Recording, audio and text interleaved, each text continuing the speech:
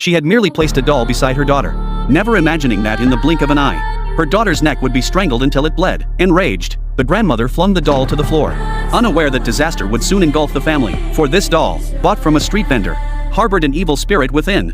5 years passed in a flash. Yoshi's daughter grew into a young child. Everyone had forgotten about the eerie doll in the closet. But one day, a marvel rolled into the junk room, and the doll was brought out again by her daughter. Strangely, the doll's hair had been short 5 years ago, yet now it had grown long and thick. Even more terrifying, its fingernails had grown significantly longer. Seeing her daughter playing so happily, Yoshi didn't think much of it. But unexpectedly, after that, her daughter seemed possessed. She carried that doll everywhere she went. Yoshi was utterly helpless. That night, as Yoshi slept, a figure slowly entered the room. Without a word, it crawled into Yoshi's bed. This startled Yoshi greatly. Afterward, she sensed something sinister about the doll, to prevent further scares. After her daughter left for school, Yoshi stuffed the doll into a trash bag and tossed it downstairs without hesitation. She believed this would end the terror.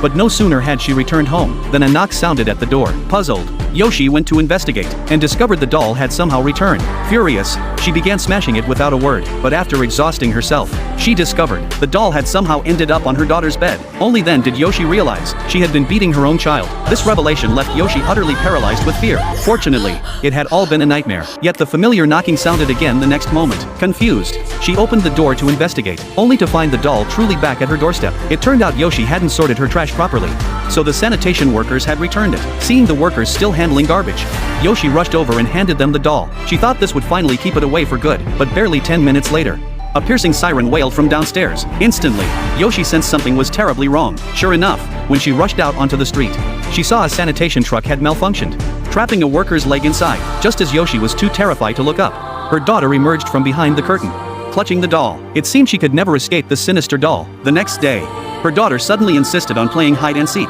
Yoshi reluctantly searched for her daughter, only to find a pair of small hands on the washing machine. Before Yoshi could react,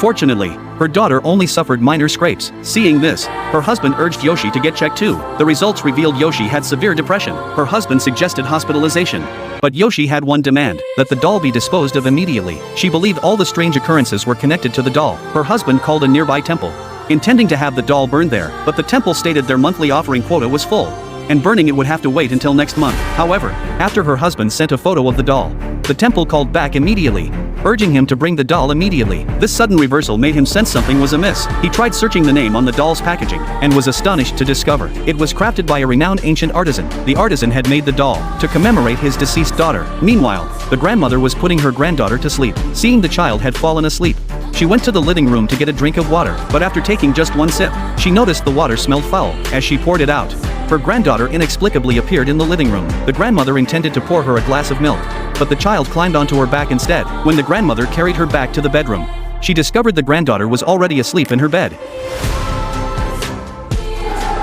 This startled the grandmother so much, she quickly shoved the terrifying doll into the storage closet, and told her son about this eerie incident. Upon hearing this, her son rushed straight to his mother's house, but unexpectedly, just then, a strange noise came from inside the house. Seeing the storage closet door seemed to be opening, the grandmother mustered her courage and pushed the door open, only to discover it was the malfunctioning robot vacuum. But just as she was about to leave, she realized the doll had vanished. Sensing danger, Grandma rushed back inside to check. To her horror, her granddaughter had also disappeared. Terrified, Grandma dashed outside to search for her granddaughter. A ride-sharing driver then mentioned he had just seen 2 children running toward the bridge. Hearing this, Grandma was instantly terrified. She hurried straight to the bridge,